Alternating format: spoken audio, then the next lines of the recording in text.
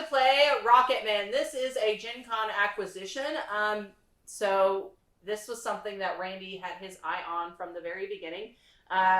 So tell us more about... I can't do it yet. Because you need to subscribe and click the notification bell because you love board games and we're really cool. Robert's funny that way. You can't talk unless somebody hits that button. That's right. You're right. It's true. So, all right, Robert, tell us more about this. So Rocketmen did come out this year in 2021. We got a Board Game Geek rating of 7.0. Designed by Martin Wallace. May have heard of him. He's developed a couple and designed a couple games back in the day. Mm-hmm. Now, I'm going to list the first names for each of the artists because I honestly, I don't want to mispronounce them because they look difficult to pronounce, and I don't want to screw it up. So, the art by Jacob F., Bartek J., and Milaz W. Published by Phalanx Games. MSRP is $39.95, which is what they're charging for all the accessories. So the mat, $39.95. You got the 4 player mats, $39.95. The minis expansion, $39.95. Base game, $39.95. All right, so of course Randy had to get all of the upgrades. So that's what you see here is all the upgrades. Well, except for they gave me 2 white player mats in the. But they're gonna fix it. They are gonna fix it. So that's a good thing. They're gonna fix it. We got 2 white mats instead of a white and a blue. So let's talk about quality of pieces. So I like the miniatures. So we are talking about the miniature expansion, not this retail version. Right. The retail, you just get 6 cardboard discs that have no. It represents each of the different type of. So I like the expand. I like. No, I really do like these. I couldn't imagine just playing them with chicks. That seems kind of lame. Yeah. The elevation alone that they provide, I think, really makes it. Yeah, and I like the fact they went with the clear base. I think that's very, very important for kind of space theme. So I really liked that. It'd been great if they did a soundtrack, so when you're launching your ships, you go. What do you want in an app? Yeah. You could just find sounds. Yeah, you could just literally go. Well, and that, like you just did, and that would actually do it. You're right, but Or you can have a little sound box, and when you set it down, it makes a sound or something. Oh, like Dwellings of Elderville. Yeah, I like that. Cool. That's super expensive. That would be another $39.95. I'm okay with that. All right. So card quality. You are going to need to sleeve these. These get shuffled quite a bit, so I think that's absolutely necessary. There is no linen finish. It is very sleek and smooth. Sleeve? They're not sleeved yet. And smooth. And I think that's because it's very much more space theme. It's heavy glossy. I mean, that just makes a little more sense for the space theme. As far as thickness goes, I think it's pretty good. What do you guys?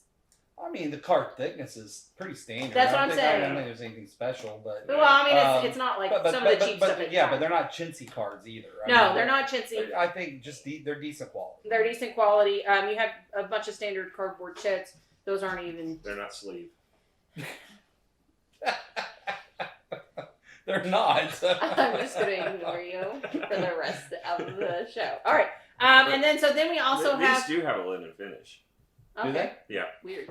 Yeah, they do, don't they? Mm-hmm. Odd. All of them and then obviously we're looking at the play mats here. I don't know what the original board. The original are much smaller. The boards are smaller. Yeah, but they're not bad because that's what we played when we did. Yeah, but we had to leave stuff off the board. Yeah, this actually has a spot for everything, which I like. It actually has a spot for something that I don't even know what it is, which is this little shadow figure guy. I assume that's where you put your in-game bonuses. I don't know. Now they did mention in place they have player powers eventually, maybe. Well, we did mention when I contacted them because in addition to the playmat issue, in the box cards they had an issue with a misprint of one of the cards is written in Polish. Mostly Polish. Well, yeah, the title is in English, but the whole card is in Polish. And they're going to remedy that, but they said it was going to come with the expansion when it releases. So I'm assuming they're already working on that expansion. So maybe that's what that is for. I don't know. But there's really no function for that space other than, that's where we put our in-game bonuses when we played. Alright, so you put my draw file there. It's a guy with psychic powers because it's got rings. Well, that's what I'm saying. It could be Professor X. It would be. They could play where you have player powers and that's your person. So maybe instead of Rocketmen, this was originally going to be X-Men, but then they couldn't get the license. Yeah, that's true. What? Because if that's Professor X. Okay, y'all are going crazy over here. All right, so you're the one that introduced sleeve as a new word in the dictionary. Listen, do you know what? Sleeve is a word. Not sleeve. You said sleeve. Sleeve is not a Like word. SLEETH. Yes. Sleeve. Yes. Listen, I am very creative, and I should be given props for my creativeness. All right. So if someone uses the word sleeve, she's the Or first one. creativeness. She's the first one. Creativity-ness or something you just said there. You know what? Shove it. Let's talk about this game. All right. So overall player quality, I think with the upgrades, I love the player mats and things like that. I think we're going to have two different scores. Obviously, one with all the upgrades, one without. I think one with all the upgrades, I would definitely give this probably an 8, 8.5. What are your guys' thoughts with all the upgrades? All the upgrades, I think it's at least a 9. Yeah, I mean, between a 9 and a 10 with it. The cards are the only thing that would pull me down because everything else about this is excellent. Yeah. The player mat is really well designed. I mean, the game mat is really well designed. It has everything you need on it. I think the only thing that would make it better is if they did edge stitching, so you wouldn't have to worry about it peeling potentially. All right, so you guys are at a 9. I'm at a 9. I think a 9's a fair now score. take away all the upgrades. Now, if you take away the upgrades and you introduce just the cardboard tokens, and that's really the player mats and the board. I think I don't remember how the board is. The look of this pretty much just like this. The look is the same. I just don't think it's as big. Yeah, it might be smaller. I'm pretty sure it is, and definitely the player mats are smaller. Yeah. It's just a board that's about half the size. I'd probably maybe 6. Oh, I'd still probably give it a 7. I mean, so. I mean, I'm with the 6. I think a 6 would be just the retail version for component quality, but I mean, I think thematically would still be high. I can tell you, I would not want to play this. After playing it with this, I would not want to go back and play the regular. It just to me, the ships in particular add so much. Mm-hmm. Yep. So we got on scores.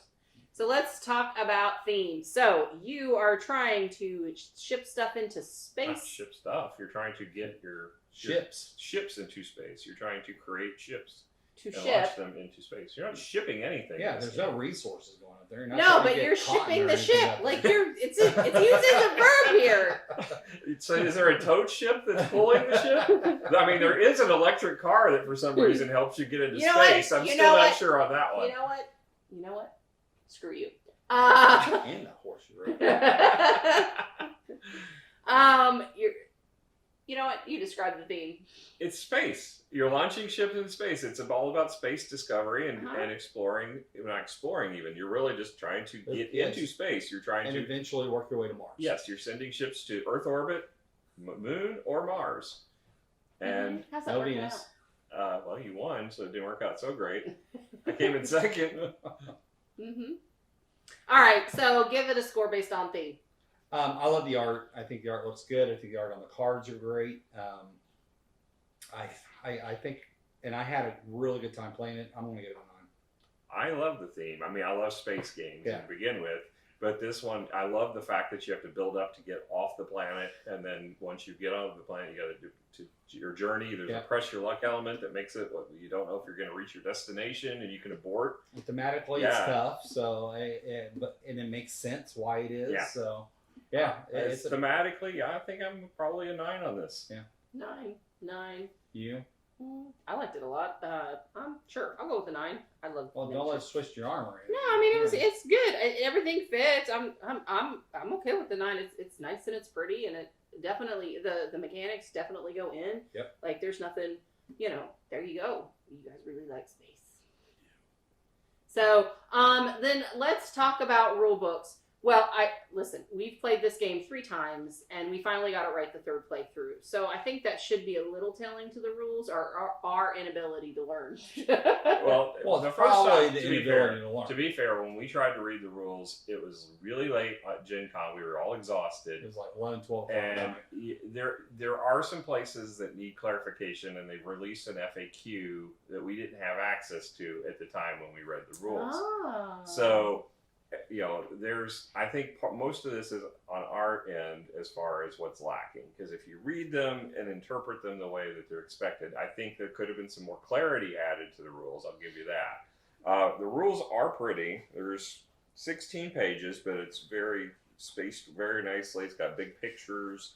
What it doesn't have is, it does have a few examples, but it's not clear some of it. Right. And there are some rules. There's a lot of really detailed small rules in this that it's easy to forget or overlook and misconstrue. For example, you have to place a mission card before you add anything to your launch pad.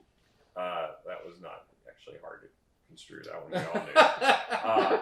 Listen, I don't remember. I mean, I wasn't paying attention to the rules, so I mean, to be fair, that would be the case. So, you know, the ones that were difficulty is that you build up your rockets to get just to the launch pad. But other than that, the rockets have no contribution to your journey, which from an intuitive standpoint doesn't make a lot of sense. But from a gameplay standpoint, it makes all the sense in the world. it's a must. Yeah. And what the other thing was that there's asset cards, which is the row of cards at the bottom. Right. And then there's engine cards, Which is the next row. which up. is the row. The engine cards you can only buy one per turn, and it specifically says that on the card, which is great. The confusion comes where it says asset cards can only be played one to your launch pad by name. You can't have two of the same named card. So we did not make the differentiation between engine and asset. Right. And But there is. there is So definitely a distinction. we made the game harder. Yes, because than- we only than put necessary. one of each engine in Yeah. the card. Well, and then Mr. Randy over here said you can only have 5 cards. Well, that was this play. We played with in the past with the right number. We just I didn't look at the rules. No, yes, We played 5 starting out last game we too. did not. Yes. Matter of fact, we had extra card because no, we started out with 5 and then we went to 6 because of the card. We should have Okay. been at 7. when we played it the Just first no. time, No. we had 6. By the end, because we got a I thing am talking about you weren't there. It was at Gen Con when we played Oh, well, I it. don't care about that. I'm talking about when I played. All right, so you play with 6 cards in your hand. It's clearly in the book. That's not the book's fault. That was our fault because I didn't refer back to the book for that rule. Your fault. Okay. So the rule book is pretty good, apart from just I think in general our tiredness and not reading Right. it properly. So I'm not going to dock it for that. Plus, it's got these. Why didn't I have a cheat sheet? It was sitting right here. I had it between us. Well, I could have not even listened to the rules even more. And this is what we deal with every time we play. Listen, I love cheat sheets. Make it easy. Mm-hmm. All right. People have not explained things 30 billion different times. Yeah. Hey, I am not other people that we play with. So back to the rules. The rules Just have. give it a score. They have a solitaire section on page 13, and then a variant you can play where that sounds interesting, where it's a battle for Earth. You actually only go to Earth. Oh. So that'll be I didn't interesting. see that in the rulebook. Yeah, That'd be neat. it's the very last page. So it'd be interesting to try that sometime. All in all, I think it's a pretty decent rule book.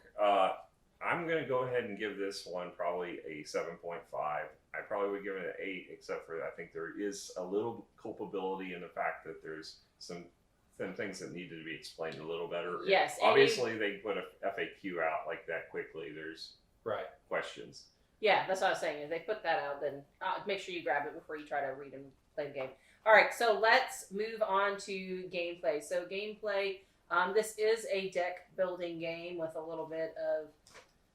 Well, no, it's a deck building A game. little bit of push your luck. Yeah. There is a little bit, but, I mean, if you do it right, no. All right, so use... Or if you're just lucky. Yeah, that could be it, too. I never had to draw all my cards. Anyway, I'm just teasing. I did. All right, so basically you start at your hand with 6 different cards. You basically play out your hand, but to play out your hand, you have to play. So if you're playing a card to the mission area or to the launch pad, and you have to have your mission in place before you can send stuff to the launch pad, it will cost you $10 per card.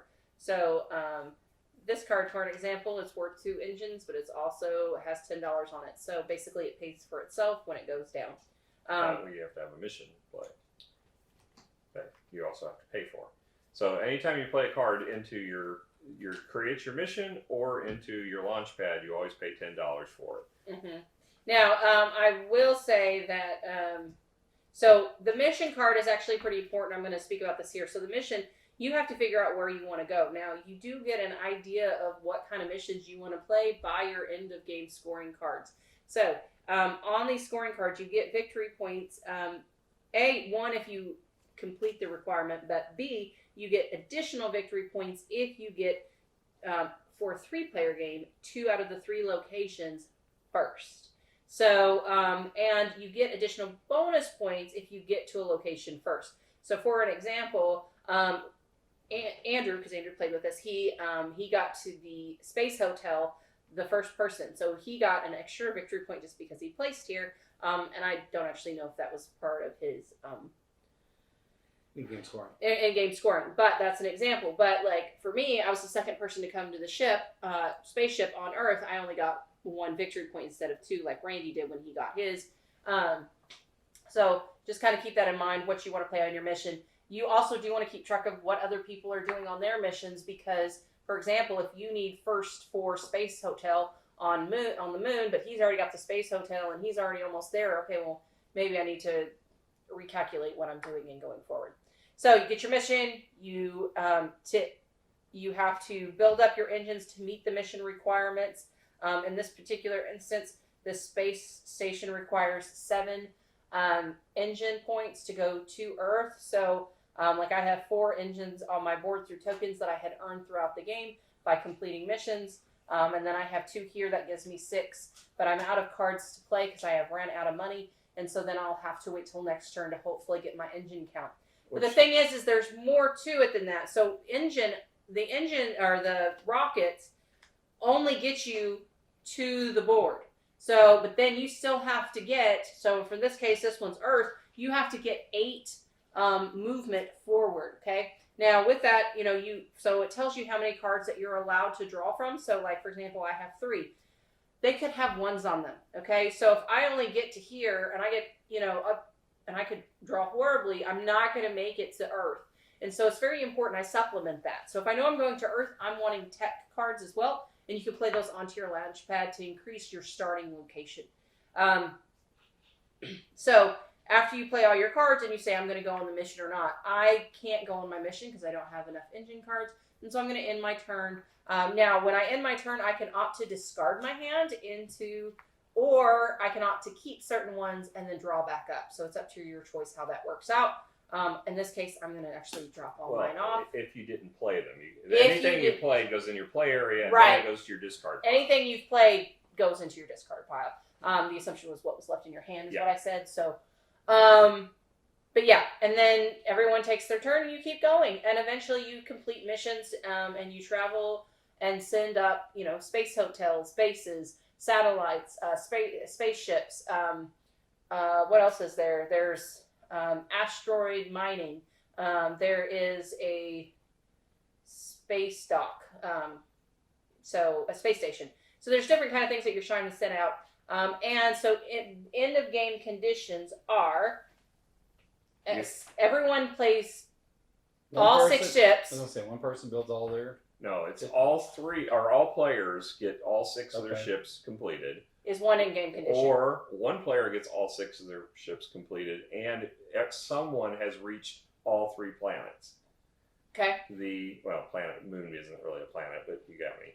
The third condition is there's a score on the board for, depending on number of players, that you reach. It's clearly labeled in purple on the board. 18, 21, 23. Mm-hmm. 4. Yeah. So there's different conditions to win. Also, we didn't talk about purchasing, which is the other thing you can do with cards. It's deck building. Well, I mean, so there's 2 things though in it, because if you play Ascension, it's similar to that in the sense that you've got monsters, if you will. In this case, it's a pandemic. Disasters. Yeah, there's disasters that you have to face. So there's cards that you can acquire based on, you can buy them with money, but some of them will require icons, being the tech, the beaker, and the DNA. So you have to have one of those tags that's appropriate for the card, in addition to the cost of the money in some cases. In order to defeat the different disasters, if you will, you have to do that as well. You have to pay the cost, but it also has a condition based on where you are on the victory point track. So these will get tougher the further you go up the track. And there's 2 tiers in the deck to begin with. There's the teal tier and the pink tier. The teal tier, there's only, I think, 3 disasters in the first portion of the game. But Which we found all right away. in the pink tier, there's a ton of them. Right. These are victory points once you defeat them, but they take up space in your deck and they don't add any value. There are ways to trash them, you get them out of your deck, and they will still count value at the end of the game. That's the nice thing about this game. Because normally if you trash cards, they're removed from your deck and there's no value to them. In this one, anything you trash still goes to your junkyard and adds to your score at the end of the game. Very beneficial. Yeah, I like the fact that you bank cards to your launch pad. I think that's a really cool dynamic to this game. And it the also fact that you still get to use them, but they're out of your deck, and you're hopefully getting more cards the next time around to be able to complete your mission. Yeah.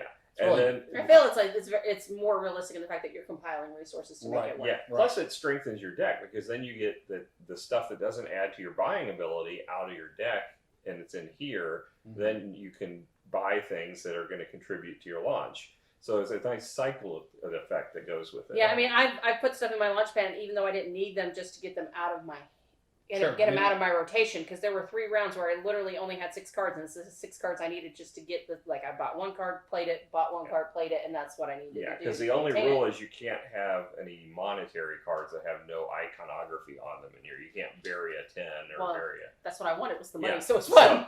So, I mean, it's really a neat dynamic that was built with this, and then the whole going on the mission aspect is really unique. And when we talk about these cards, they have range from 0 to 4. They have on the board printed the distribution, so it's really convenient for you to know what's in the deck. And however many cards you get as far as a bonus, you basically are pressing your luck. Each card you draw, you have the option to abort after that card. If you do abort, you're going to pay a penalty of having to remove a card from your deck, 1 less than the number of cards you've drawn.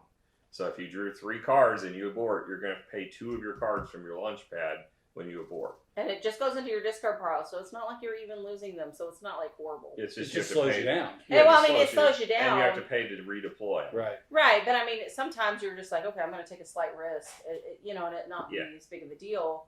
Well, hopefully you figure it out early versus later. But I really enjoy every aspect of this game. I just think it's a really well-designed game. So give it a score then. I mean, after playing it 3 times with only 1 being correct fully, I'm going to say I think I'm about a 9.5 on it. Honestly, I really do enjoy this game. I think it's really well made. He really likes it. What about you, Robert? What do you think? I really liked it too. I don't know if I liked it that much, but I did really enjoy it. It's definitely well worth getting. I think I was going to go around a 9.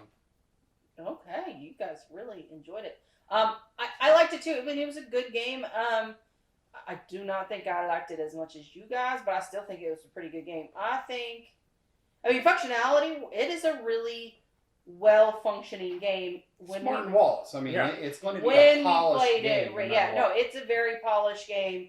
It has a really good theme component to it. There's a lot of good things that I like about it. So I'll give it a 8.5. All right. Okay. Yeah, I mean, it's a good, solid game. I just don't think I loved it as much as you guys. I mean, I like deck builders when they're done well, and it's not just a deck builder, right? Because I think that's gotten old and stale. This is a fresh take on a deck builder that I haven't seen anything like this. I really enjoyed seeing the uniqueness of this game, and I love the press your luck element to it, even though I got burned by it a few times. I love that. You got 1 time, and then you got cake the rest of the time. There's 1 4 in the deck. She drew it every flight that she took. No, that's not true.